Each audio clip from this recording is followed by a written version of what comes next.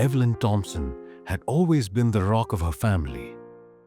Growing up in a small town in Ohio, she worked 2 jobs after her husband passed away young, leaving her to raise their only son, Michael, all by herself. She scrimped and saved every penny, skipping vacations and fancy clothes, just to give him the best shot at life. Michael was her world, smart, ambitious, and full of promise. She put him through college on scholarships and her overtime pay from the factory. And when he graduated with a business degree, she beamed with pride.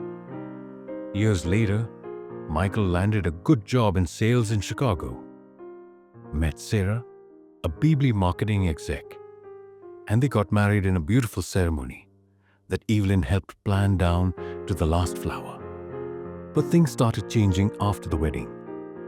Sarah came from a well-off family and had expensive tastes. She pushed Michael to upgrade their lifestyle. Fancy cars, designer clothes, and eventually, a big house in the suburbs. Evelyn, now retired and living on a modest pension, noticed how Michael began distancing himself. Calls became shorter, visits rarer. He'd make excuses about being busy, but Evelyn chalked it up to newlywed life. One weekend, Evelyn decided to surprise them with a visit. She baked Michael's favorite apple pie and drove the 4 hours from Ohio, her old station wagon chugging along the interstate. Pulling into their driveway, she admired the house, a sprawling 2-story colonial with a manicured lawn.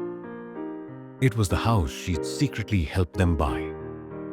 See, years ago, Evelyn had inherited a small plot of land from her parents and sold it to fund the down payment as a wedding gift. But she never told them the full story. She put the title in Michael's name to make it feel like his achievement. Knocking on the door, Evelyn was greeted by Sarah's forced smile. "Oh, Evelyn, what a surprise," Sarah said, her voice dripping with politeness that felt cold. Michael appeared behind her, looking annoyed. "Mom? You didn't call." Evelyn brushed it off, handing over the pie. "I just wanted to see my boy and his beautiful wife." They invited her in, but the tension was thick. Sarah kept glancing at her watch, and Michael seemed on edge. As they sat in the living room, Evelyn tried to make small talk about old family stories, but Sarah interrupted. "Actually, we're heading out soon for brunch with friends." Evelyn felt a pang, but smiled through it. That evening, things escalated.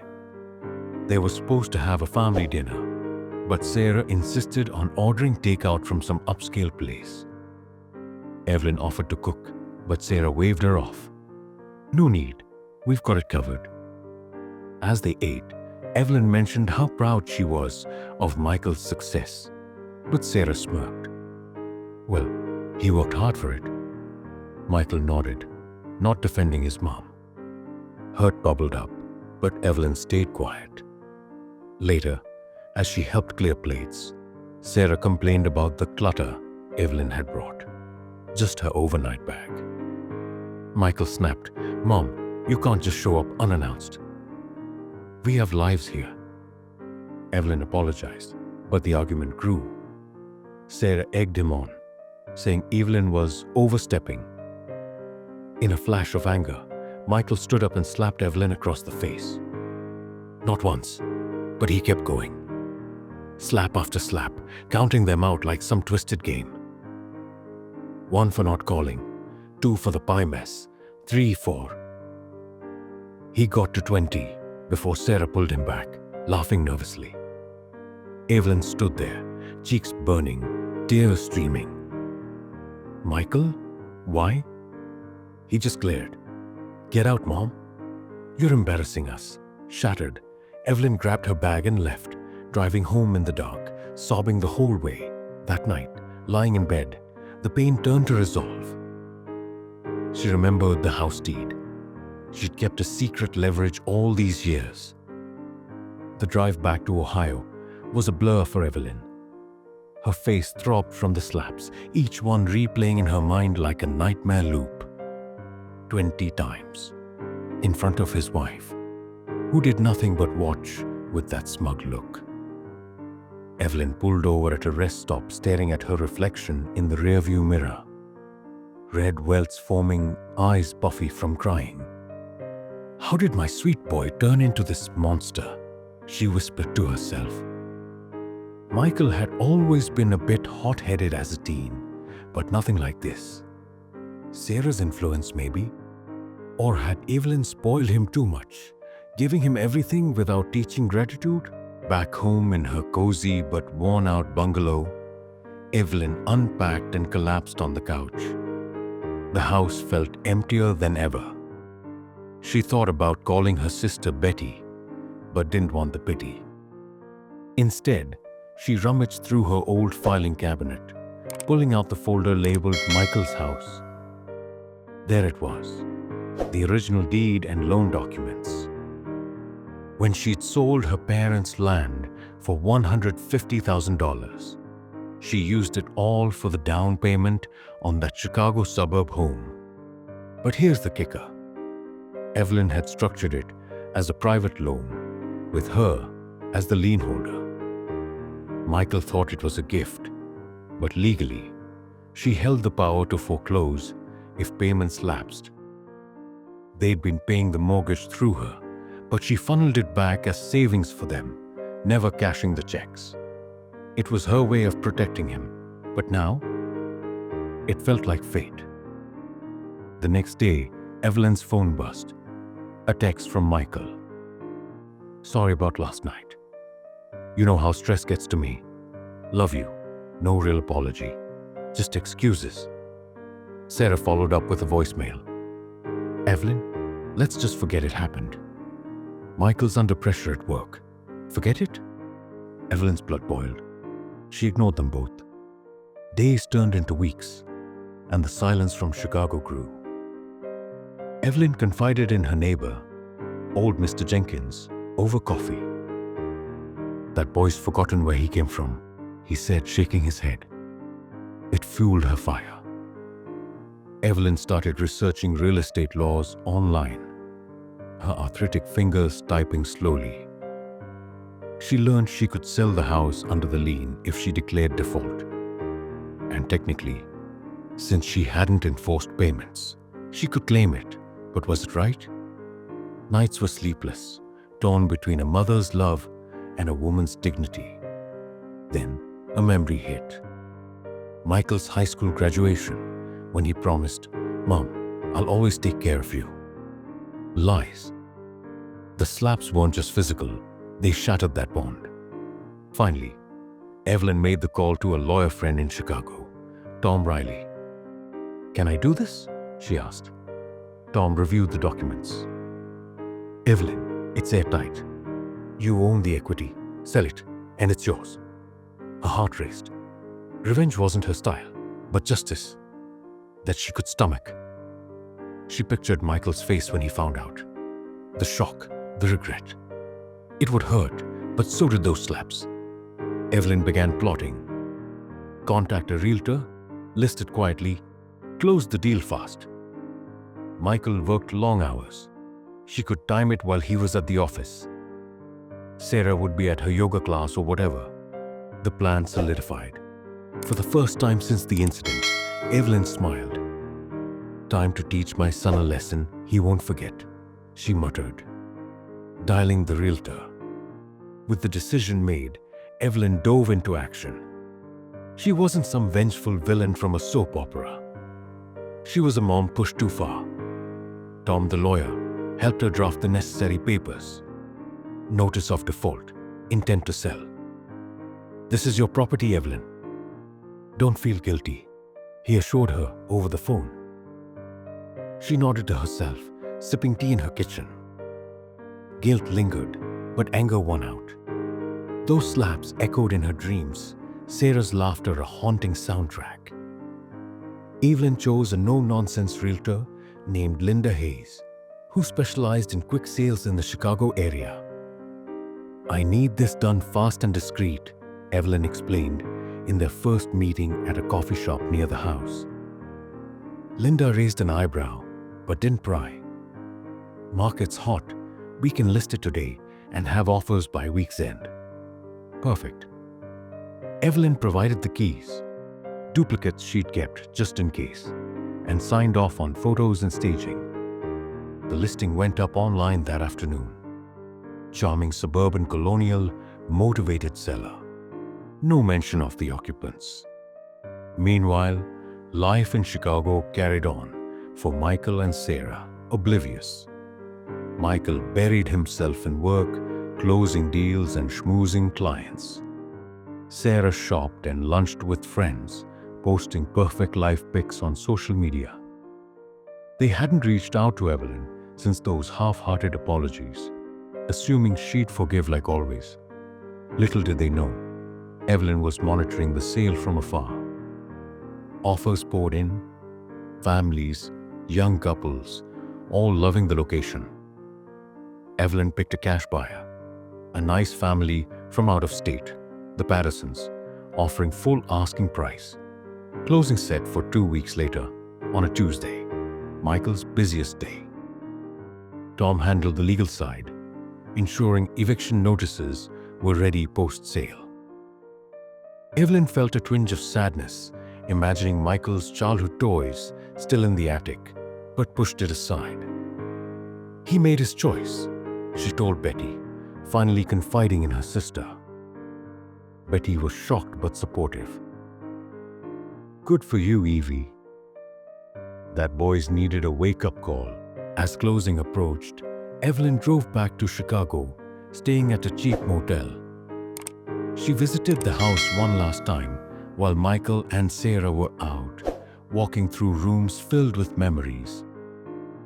The nursery she'd helped paint, the backyard where Michael learned to ride a bike.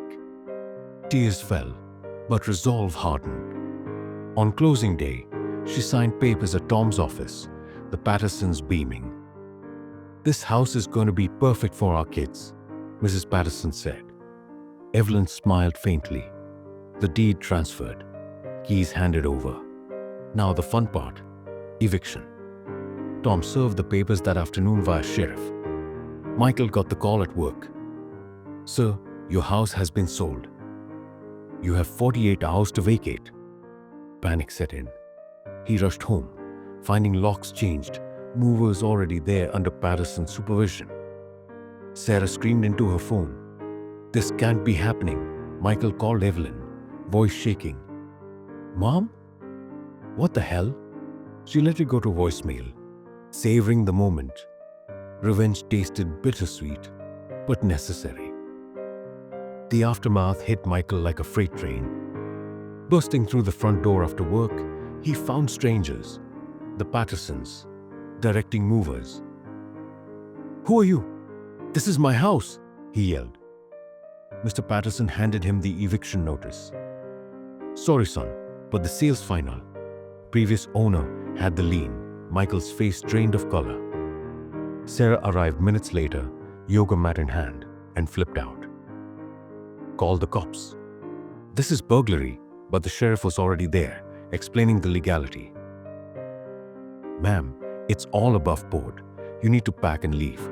Michael dialed Evelyn repeatedly, leaving voicemails that escalated from confusion to rage. "Mom, pick up. Did you do this? How could you?" Evelyn listened from her motel room, heart pounding but steady. She texted back, "You slapped me 20 times. Consider this my response." Silence from his end, then more calls. Sarah was hysterical, blaming Michael. "You're crazy, Mom. I told you she was trouble." They scrambled to grab essentials, clothes, photos, Sarah's jewelry, as movers boxed the rest for storage, courtesy of Evelyn's instructions. News spread fast in their circle. Friends texted, shocked. Michael's boss called, concerned about the distraction. "Get your head straight, Mike." Humiliation burned. They crashed at a hotel that night, arguing non-stop. How did she even own it? Sarah demanded. Michael pieced it together. The gift, a down payment, the unchecked mortgage. She tricked us. But deep down he knew it was her money, her sacrifice. Evelyn, meanwhile, wired the sale proceeds, over $500,000 after fees, to her account. She treated herself to a nice dinner, toasting alone. To new beginnings. Tom called. All set. They're out. She felt empowered, but a mom's worry crept in. Would Michael learn or hate her forever? The next day, Michael showed up at Evelyn's motel, pounding on the door. Mom, open up. She let him in, face neutral. Sarah waited in the car, fuming. Why, Mom? We could have talked. Evelyn sat him down. Talk? Like when you slapped me 20 times in front of your wife? Humiliated me. Michael's eyes dropped. I lost it. Work stress. Sarah pushing. Excuses again. No, Evelyn cut in. You chose disrespect. That house was my gift, but you forgot gratitude. He begged for forgiveness, promising to change. Sarah honked impatiently. Evelyn shook her head. Actions, not words. Start by apologizing properly and mean it. They left defeated, renting a tiny apartment downtown. Michael cut back on luxuries. Sarah grumbled, but adjusted. Evelyn returned to Ohio, investing the money wisely. Some for retirement, some donated to a women's shelter. Whispers of peace offers came via text, but Evelyn held firm. Revenge wasn't the end, it was the reset. Months passed, and the dust settled into a new normal. Evelyn thrived in Ohio, joining a book club and volunteering at the local library. The house money bought her a reliable car and home upgrades. A fresh coat of paint, a garden she'd always wanted. No more scrimping. Friends praised her strength. You did what you had to, Evie. She even started dating a kind widower, George, from church. Life felt lighter, unburdened by ungrateful ties. Michael and Sarah struggled at first in their cramped apartment. No more suburban bliss. It was noisy neighbors and takeout dinners. Michael lost a big client due to the distraction, forcing overtime. Sarah quit her job briefly, citing stress. But reality hit. They needed to budget. Therapy sessions followed. Michael's idea. I hit rock bottom, Mom, he admitted in a letter Evelyn received one day. Those slaps. I can't forgive myself. Sarah and I are working on us. It was the first real apology. No excuses. Evelyn replied cautiously, words are a start. Show me. Visits resumed, tentative at first. Michael drove down alone, helping with yard work, sharing stories without Sarah's shadow. I get it now, Mom. You gave me everything, and I threw it away. Tears flowed, hugs mended cracks. Sarah joined later trips, more subdued, even apologizing. I was awful. Jealous of your bond, maybe. Evelyn accepted, but boundaries stayed firm. 1 year later, Michael got promoted, and they saved for a modest condo. Their own this time, no handouts. Evelyn attended the housewarming, proud but watchful. Learned your lesson? She teased. Michael nodded. Never again. The family rebuilt, stronger, with respect to the core. Looking back, Evelyn didn't regret the revenge. It was the wake-up call Michael needed, turning entitlement into humility. Sometimes, tough love is the only love that sticks, she told George over coffee. The story became family lore, a cautionary tale whispered at gatherings. Evelyn's heart healed, scars fading like those long-gone welts. In the end, it wasn't just about selling a house. It was reclaiming dignity. Michael grew into the man she'd raised him to be. Sarah softened. And Evelyn? She emerged unbreakable. Life's twists teach us. Betrayal stings, but redemption shines brighter. And for Evelyn Thompson, that shine was worth every calculated step. Thank you so much for watching this story till the end. I hope you enjoyed it and maybe even learned something from it. If you'd like to hear more stories like this, full of life lessons, drama, and emotions, make sure to hit that subscribe button and turn on the notification bell so you'll never miss an update. Your support means the world, and it helps me keep bringing you more inspiring and unforgettable stories. Stay tuned because more amazing stories are on the way.